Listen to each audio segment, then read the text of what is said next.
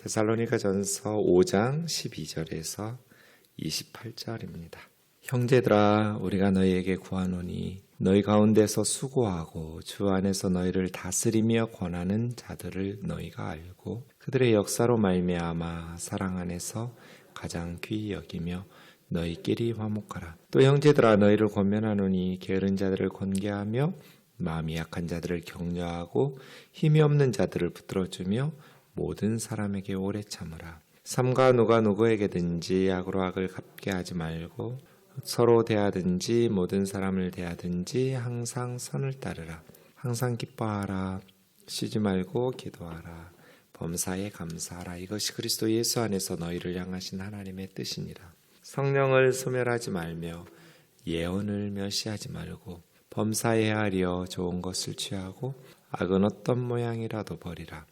평강의 하나님이 친히 너희를 온전히 거룩하게 하시고 또 너희의 온 영과 혼과 몸이 우리 주 예수 그리스도께서 강림하실 때 흠 없게 보존되기를 원하노라. 너희를 부르시는 이는 미쁘시니 그가 또한 이루시리라. 형제들아, 우리를 위하여 기도하라. 거룩하게 입맞춤으로 모든 형제에게 문안하라. 내가 주를 힘입어 너희를 명하노니 모든 형제에게 이 편지를 읽어주라. 우리 주 예수 그리스도의 은혜가 너희에게 있을지어다. 아멘. 데살로니가전서 마지막 부분인데요. 어제 주일 예배 때 14절에서 22절까지는 살펴본 바가 있습니다. 14절, 15절은 다른 사람, 타인에 대해서 그리스도인들은 어떻게 해야 되는지를 권면하는 말씀이고요. 16절에서부터 22절까지는 자기 자신에 대해서 성도의 내적인 삶이라고 할까요? 어떻게 신앙생활해야 되는지를 권면하는 말씀입니다. 그럼 12절에서 13절은 뭘까요? 사실 어제 설교 12절부터 하고 싶었는데 너무 길어질 것 같아서 12절, 13절은 목회자에 대한 겁니다. 목회자에 대해서 성도들은 어떻게 해야 되는가? 그래서 크게 보면 세 가지라고 할 수 있겠죠. 목회자들에 대하여, 다른 타인에 대하여, 자기 자신에 대하여. 그리고 23절, 24절은 이제 기도죠. 제가 늘 바울 서신 읽으실 때 기도하는 기도문이 나오면 몸과 마음을 정돈하고 정신 바짝 차리라고 하죠. 거인의 숲으로 들어가는 구절이라고. 기도라는 게 그렇잖아요.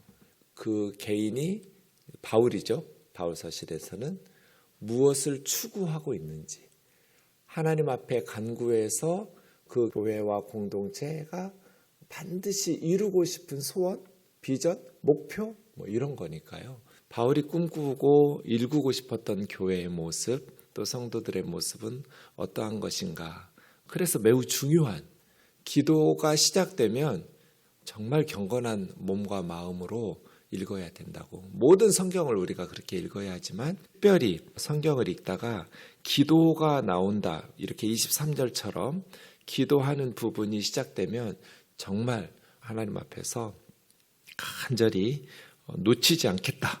뭐 이런 은혜를 이렇게 받아야 된다라는 생각을 가지고, 왜냐하면 우리 같이 영적인 난장이들은 영적인 거인의 숲에 들어가면서 모방하고 배우고 우리도 이렇게 기도하면서 성장하거든요. 그렇게 오늘 본문이 이루어져 있습니다. 25절부터 이제 편지 마지막 부분이라고 할 수 있습니다. 자, 12절, 13절 목회자들에게는 어떻게 해야 할까요? 형제들아, 우리가 너희에게 구하노니 너희 가운데 수고하고 주 안에서 너희를 다스리며 권하는 자들, 목회자들이죠? 사역자들이에요. 사역자들은 세 가지를 해요. 이렇게 수고하고 다스리고 권하고. 이게 목회 사역이죠. 교회를 위해서 수고하는 사람들. 목회자들은 힘을 다해서 수고해야 해요. 우리가 세상 일도 적당히 해서는 열매를 맺을 수 없잖아요. 하나님의 일도 마찬가지죠. 교회를 위한 사역들도 마찬가지예요. 네, 수고하죠. 목회자들이. 그 다음 주 안에서 너희를 다스리고. 이 다스린다라는 것은 그냥 무슨 독재자가 돼서 자기 마음대로 한다는 뜻이 아니고 사랑으로 돌본다는 뜻이에요. 예수님께서 베드로에게 내 양을 먹이라, 내 양을 치라, 내 양을 먹이라 이렇게 말씀한 것처럼 무슨 냉정하게 권위의식을 가지고 다스리고, 이건 세상의 독재자들이고요. 인도하고 보호하고 돌보고 이런 걸 다스린다고 번역한 거예요. 권한다라는 것은 이제 잘못된 신앙생활을 하고 있는 성도들을 권면하고 책망하는 거, 권한다라고 말했어요. 목회자 이렇게 세 가지를 하죠. 네, 수고하고 다스리고 권하는 사람들. 그 목회자들에게 어떻게 하라는 거예요? 너희가 알고, 이 말은 뭐예요? 알아주라는 거예요. 알아주라. 목회자들의 수고와 그러한 다스림과 권면하는 그 사역을 알아주라. 그러니까 목회 사역 자체가 정말 힘든 일이잖아요. 근데 성도들이 우리가 월급 주니까 뭐 이런 식으로 천시하거나 그들의 수고와 헌신을 몰라주면 지치죠. 목회자들이. 힘들어요. 그럼 어떻게 돼요? 보람을 느낄 수 없어요. 그럼 어떻게 돼요? 떠나고 싶어져요. 그렇죠? 그러니까 가정에서도 그렇고 사회에서도 그렇지만 교회에서도 물론 주님 보고 섬기죠. 사람들에게 인정받고 알아달라고 하면서 사역하는 사람은 없어요. 그럼에도 불구하고 목회자들도 사람이니까 그 수고와 다스림과 권면하는 그러한 힘든 것들을 알아주지 못하면, 귀하게 여겨주지 못하면 지치고 실망하고 보람을 느끼지 못해서 떠나고 싶어져요. 그래서 알아주라는 거예요. 이 존중하고 인정하라는 거죠. 당연하게 여기지 말라는 거예요. 네. 그러니까 이게 좀 바꿔야 돼요. 무슨 말이냐면 목회자들은 나를 알아줘야지, 인정해줘야지 이러면 안 돼요. 그럼 성도들이 너무 피곤해져요. 어린애처럼 목회자들이 성숙하지 못하고 그러면 안 돼요. 목회자들은 당연히 내가 할 일을 한 거라고. 사람의 인정이나 알아줌을 기대하고 사역하면 안 돼요. 그런데 성도님들은 또 반대로 생각해야 돼요. 당연하게 여기면 안 돼요. 귀하게 여겨서 무슨 우리가 헌금해가지고 월급 주고 고용하는 일꾼처럼, 직원처럼 당연히 섬겨야지 이렇게 당연하게 여기면 안 되는 거예요. 목회자들은 당연하게 여겨야 돼요. 주님의 일꾼이니까 자기 자신에 대해서. 그런데 성도님들도 당연하게 여기면 안 되는 거예요. 이해 가시죠? 예. 목회자들은 실수하고 했을 때 정말 자신을 너그럽게 대하면 안 돼요. 정말 무겁게 하나님 앞에서 회개해야 돼요. 그런데 성도님들은 그렇게 막 비난하고 혹독하게 대하면 안 돼요. 그래, 목사도 사람이니까 그럴 수 있지 하고 좀 너그러워야 돼요. 이게 좀 반대로 해야 된다는 거예요.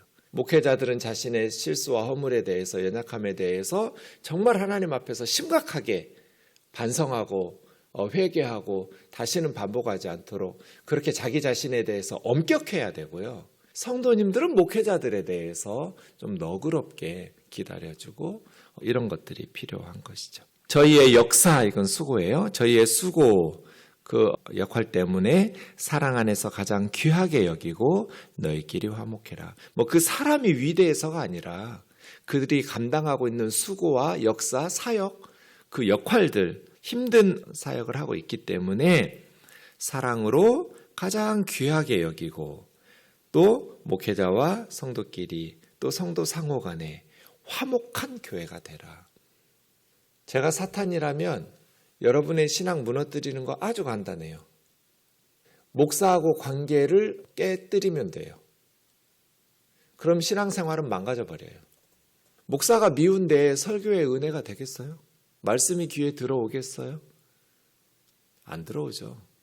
제가 사탄이라면 목회자와의 관계를 이간질시켜가지고 깨뜨릴 것 같아요. 그럼 나머지 신앙생활은 보나마나예요. 말씀이 귀에 안 들어오고 예배의 은혜가 안 되는데 무슨 신앙생활을 하겠어요. 그래서 이거 주의하셔야 돼요. 근데 저도 사람이고 우리 목회자들도 부족한 부분이 많기 때문에 부서에서나 또 이렇게 저하고의 관계가 사탄의 이간질이 기를 쓰고 우리를 관계를 깨뜨리려고 하는데 얼마나 많겠어요. 그러니까 그러한 순간들, 사건들, 또 실수들이 생긴단 말이에요. 그럼 어떻게 해야 돼요? 화목하게 회복해야 돼요. 관계를. 그죠? 그럼 어떻게 해야 돼요? 그래서 제가 늘 말하잖아요. 성찬식 할 때 그냥 포도주를 아주 도수 높여가지고 잔뜩 먹여가지고 좀 우리 교회뿐 아니라 그렇게 좀 서운했던 것들, 맺혔던 것들이 있으면 풀도록 했으면 좋겠다. 왜 그리스도인들은 술을 안 먹는 건 참 좋은데 술을 안 먹어서 그런지 풀지를 않냐고요. 드라마 같은 거 보면 술 기운에 이렇게 힘든 말들을 서로 그때 너무 서운했다고 그랬어? 나도 이거 서운했는데 하면서 푸는 드라마 장면들 보면 되게 부럽다고 제가 가끔 말씀드리잖아요. 네, 특히 목회자들과의 관계 그래요. 사탄의 역사하기가 너무 쉽고 이제 제가 시골 교회 가면 우리 장로님들, 목사님들 가끔 찾아뵈면서 저 주일학교 때 이렇게 키워주셨던 그런 장로님들 찾아가면 이제 아들 같고 그러니까 이렇게 목회하고 있으니까 장로님들 입장에서 얘기해요. 저 주일학교 때 우리 부장 장로님, 부장 집사님이셨는데 지금 장로님 되셨죠. 벌써 은퇴하시고 원로 장로님 되셨어요. 그런 말씀 해주신 적이 있어요. 이제 제자지만 저희 아버지하고 동갑이에요. 하지만 아들뻘이지만 이제 목사가 되니까 존댓말 하세요. 되게 불편해요. 정 목사님 이렇더라고 하면서 농촌교회예요. 그러니까 농촌교회에서는 이제 장로님이 재정 장로님이셔서 농사일을 하고 깜깜한 밤에 그 지게에다가 쌀을 짊어지고 아이고 우리 목사님 가정에 쌀이 떨어졌을 것 같다 해가지고 밤에 그 지게를 치고 목사님 집에 사택에 쌀을 갖다 드리러 갔어요. 근데 이제 가면서 시골은 그때만 해도 차도 없죠. 그냥 걸어가야 돼요. 한 20-30분 걸어서 교회 옆에 있는 경내에 있는 사택에 노크해서 목사님 쌀 가져왔어요 하고 했을 때 기대한 바는 고마워하는 말이에요. 장로님 감사해요. 이렇게 깜깜한 밤에 힘들게 하루 종일 농사 일하시고 우리 집 챙기려고 쌀 가져왔냐고 고맙다고 이런 거 기대하면서 간 거예요. 근데 목사님한테 혼났어요. 나중에 날 밝을 때 오지 이 피곤한데 이 밤에 왜 왔냐고 이런 거예요. 근데 그건 사실 혼낸 게 아니에요. 고맙다라는 말을 당연히 목사를 장로가 이렇게 해야지 이런 건 굉장히 체면과 문화상 맞지 않는 거예요. 왜 가져왔냐고 이 밤에 피곤한데 나중에 우리 쌀이 있는데 나중에 낮에 덜 피곤하실 때 가져오셔도 되는데 이런 식으로 말씀하신 거예요. 상처받을 일이 아니에요. 그런데 장로님이 그 말에 너무 서운했어요. 이런 게 뭐예요? 사탄이 시험하는 거예요.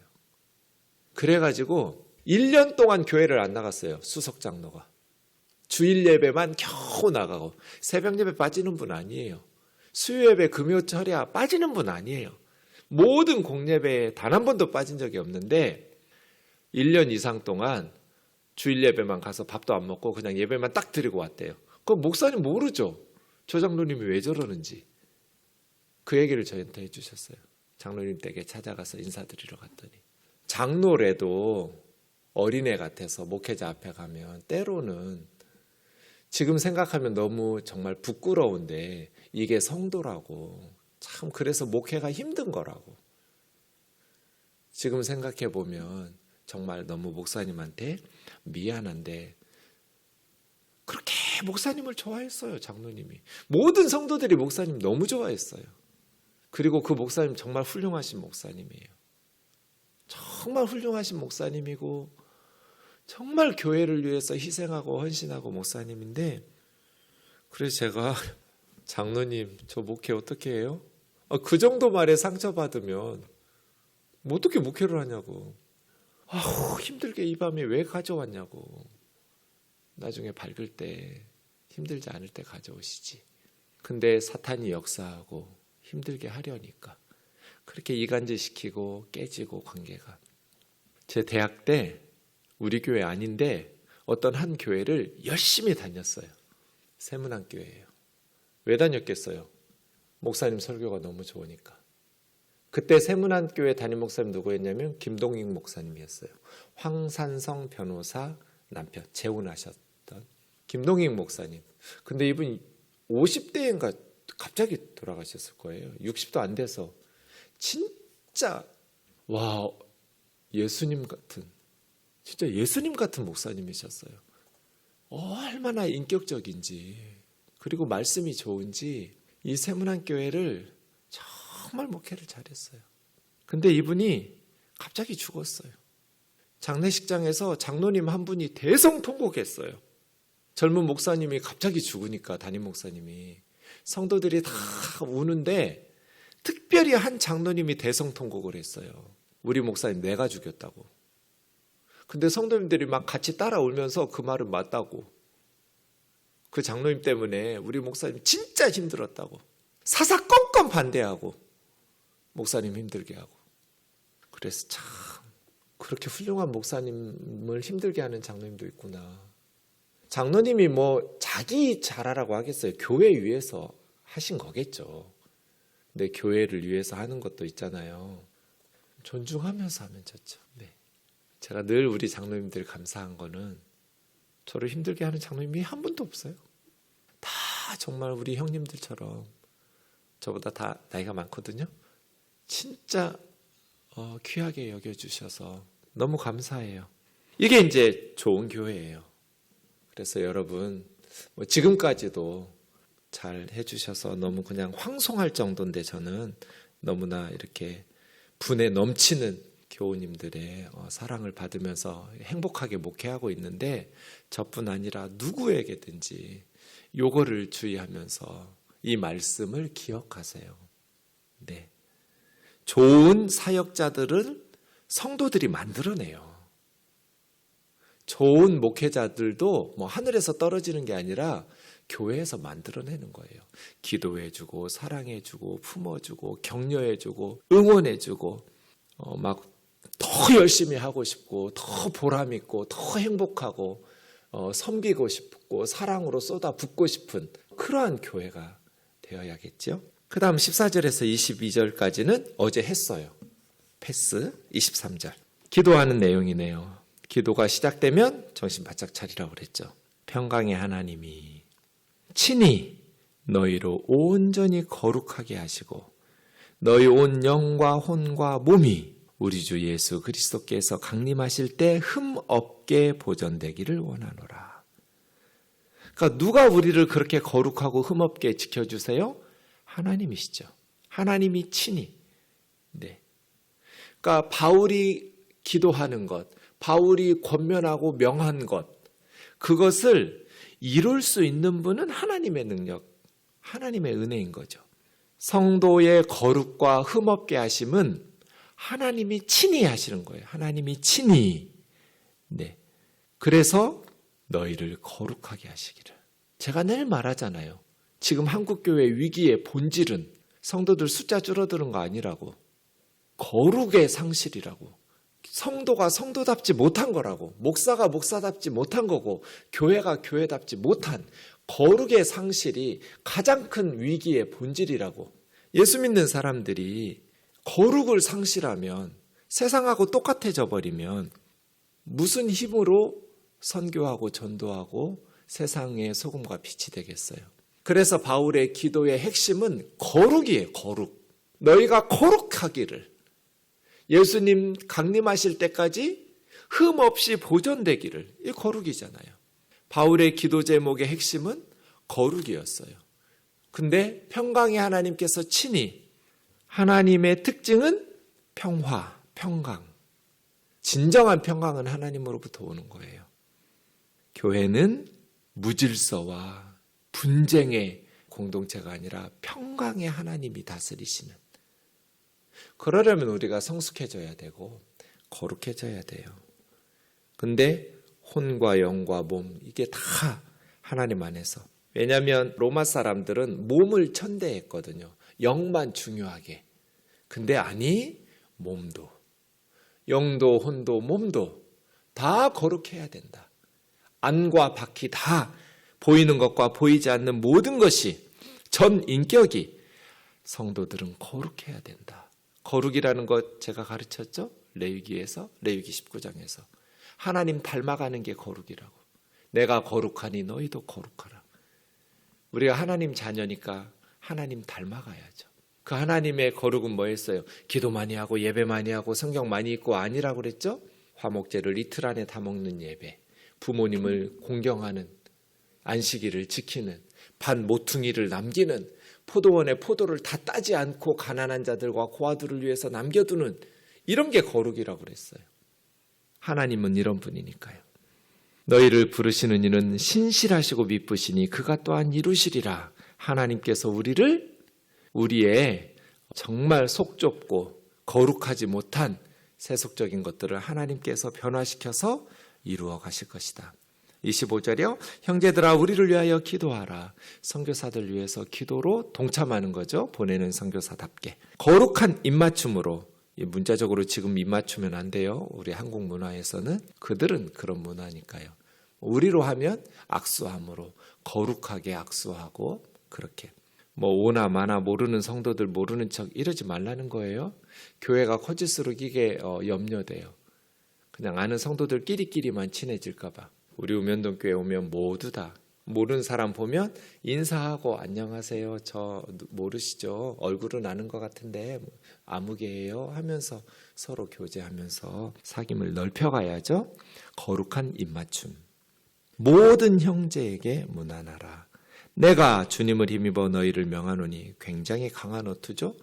내가 명한다가 아니라 주님을 힘입어 명하는 거니까요. 모든 형제에게 이 편지를 읽어 들리라. 큰 소리로 읽어서 일부 성도들끼리만이 아니라 모든 성도가 이 내용을 듣고 반복해서, 왜냐하면 때로 좀 불편한 내용들도 있었잖아요. 아타크토이들 권면하고 명하는 부분들도 있고 하니까요. 모든 성도들이 다 전달돼서 읽어야 되도록, 들어야 되도록 권면하고 있는 것입니다. 우리 주 예수 그리스도의 은혜가 너희에게 있을지어다. 아멘. 성도들의 신앙의 알파와 오메가, 처음과 끝은 은혜라고 그랬죠. 은혜로 시작해서 은혜로 마쳐야 돼요. 세상에서 가장 좋은 서울시 25개 구 중에 제일 좋은 구 은평구, 은혜와 평강. 네, 은혜가 제일 중요해요. 은혜가 없으면 은혜가 안 돼요. 그냥 예배 못 드려요. 기도 못 해요. 말씀 귀에 안 들어와요. 그래서 성도들은 늘 은혜를 사모하고, 말씀의 은혜, 찬양의 은혜, 기도의 은혜, 서로 봉사와 기쁨과 이 모든 것이 하나님께서 친히 우리 가운데 이루시는 그 은혜를 사모하면서, 우리 자격 없지만 값없이 하나님께서 부어주시는, 그래서 항상 우리가 하나님 은혜 부어주세요. 은혜로운 신앙생활을 하게 해주세요. 은혜 충만한 교회, 은혜 충만한 목회, 은혜 충만한 성도 되게 해주세요. 항상 간구하는 저와 여러분 되기를 원합니다. 기도하겠습니다. 사랑하는 주님, 목회자들에 대해서 그들의 수고를 알아주게 하옵소서. 귀하게 여기게 하옵소서. 목사들이 천대받으면 어떻게 영적인 공동체가 행복하게 사명 감당할 수 있겠습니까? 주님, 우리 우면동교회에 목회자들이 부족하고 연약함에도 불구하고 우리 교우들이 극진히 아끼고 위하고 사랑과 기도를 베풀어 주시는 것을 인하여 감사합니다. 사탄이 틈타지 못하도록 늘 목회자들은 자신들에게 엄격하고 주님 앞에서 헌신하고 희생을 당연히 여기며 사역하게 하시되, 교우들은 그 섬김과 수고를 귀하게 여길 줄 아는 화목한 교회 되게 하여 주옵소서.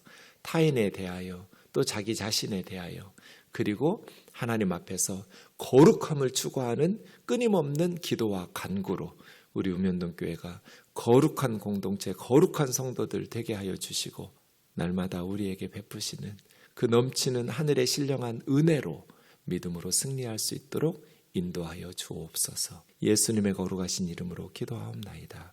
아멘.